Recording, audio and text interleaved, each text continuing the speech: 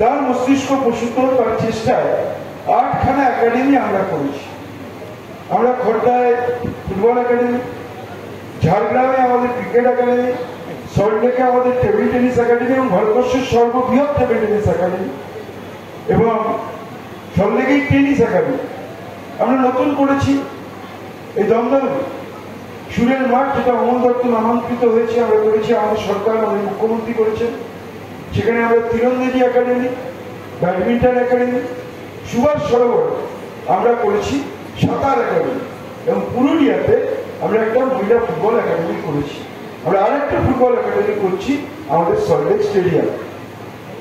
অনেকে ভাবছে স্টেডিয়ামে এতগুলো একাডেমি করে তার নিট ফল একটাই, এই যে আজকে আন্ডার-17 বাংলা বিসিআই চ্যাম্পিয়ন হয়েছে, সেই দলে 8 জন প্লেয়ার হচ্ছে আমাদের বেঙ্গল ফুটবল একাডেমি। সেমিফাইনাল এবং ফাইনালে যারা গোল করেছে সব বাংলা ফুটবল একাডেমি। আজকে বাংলা দলে আন্ডার-13 হোক, আন্ডার-17 হোক, আন্ডার-19 হোক, অধিকাংশ খেলোয়াড়ই যাচ্ছে বাংলা ফুটবল একাডেমি থেকে। আবার 14 ন্যাশনাল গেমস হলো, তীরন্দাজিতে বাংলা একটা গোল্ড পেয়েছে, অনলি ওয়ান। কে? জুয়েল সরকার। কোন একাডেমির ছাত্র? আমাদের ঝাড়গ্রাম আর্চারি একাডেমির ছাত্র।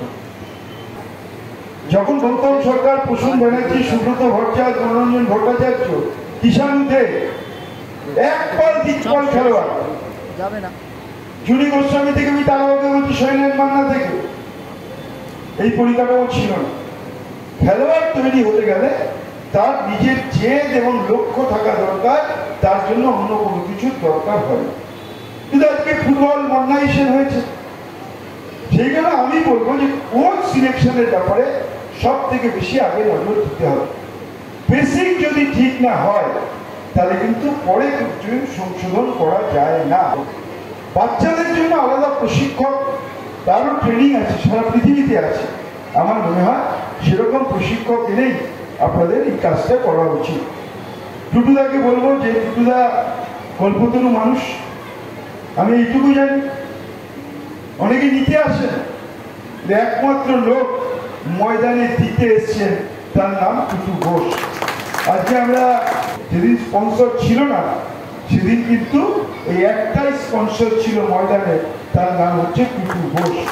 নিজের সর্বস্ব দিয়ে, আমি জানি, আমি টুটুদার পরিবারের সঙ্গে অনেকদিন যুক্ত। বাড়িতে অনেক অশান্তি হয়েছে, কিন্তু বাড়ির থেকেও নিজের সন্তানের মতো যেমন টুপাই টুপলাইদের বড় করেছেন, তেমনি মোহনবাগান ক্লাবকেও তিনি হাতে করে তুলেছেন। সেই টুটু ঘোষ রয়েছেন। ফলে আমি উদ্যোক্তাদের এইটুকু বলবো, আপনাদের আশ্বস্ত করবো, টুটু ঘোষ যখন সঙ্গে আছেন তখন নতুন কিছু হবে, নতুন কিছু হবে। ঠিক কথা যেটা বলছিলেন কুণালদা, আমার দীর্ঘদিন, কেন আমাদের আজকে কলকাতা লিগ, সিএফএল, কেন বাংলার ছেলেরা খেলবেন না? কেন এতদিন ধরে আগের বার ছিল মাত্র 5 জন প্লেয়ার বাংলার খেলবে? কেন? কোথা থেকে প্লেয়ার উঠে আসবে? আমি সন্তোষ ট্রফি খেলতে যাবো, কোথায় প্লেয়ার পাবো? তখন তো বাইরের প্লেয়ার পাবো না। এই যে বিশেষজ্ঞরা বললেন যে বিদেশিদের সঙ্গে খেললে আমাদের ফুটবলের উন্নতি হবে, যখন 11 জন ভারতীয়, তখন কোথায়? আমরা 94তম স্থানে।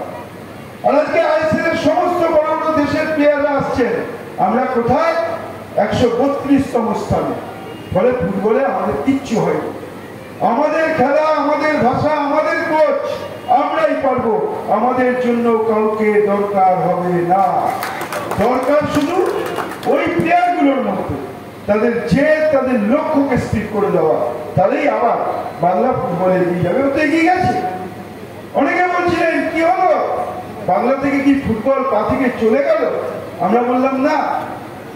এবার আইএসএল লিগ শিল্ড চ্যাম্পিয়ন কে হয়েছে? Mohun Bagan. Indian women's league Kanyashree চালু করেছিলেন 4 বছর আগে মাননীয় মুখ্যমন্ত্রী, তার মস্তিষ্ক প্রসূত যে মেয়েরা ফুটবল খেলবে, সেই বাংলার মেয়েরা চ্যাম্পিয়ন হলো ইন্ডিয়ান ওমেন্স লিগ, কে? ইস্ট বেঙ্গল। আজকে সন্তোষ ট্রফি জিতল কে? বাংলা। আজকে আই লিগ 2 থেকে আই লিগ 1 জিতল কে? ডায়মন্ড স্পোর্টিং ভারতবর্ষের সমস্ত ট্রফি আজকে বাংলায় এসছে, বাংলায় আবার ফুটবল ফিরে এসছে। সেটা যার কৃতিত্ব, তার নাম মমতা ব্যানার্জি।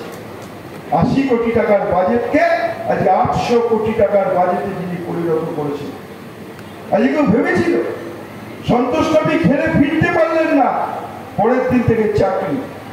একমাত্র মমতা ব্যানার্জি পারেন, কারণ তিনি ভারতবর্ষের প্রাক্তন ক্রীড়ামন্ত্রী ছিলেন এবং তিনি প্রকৃতপক্ষে ক্রীড়া প্রেমী মানুষ।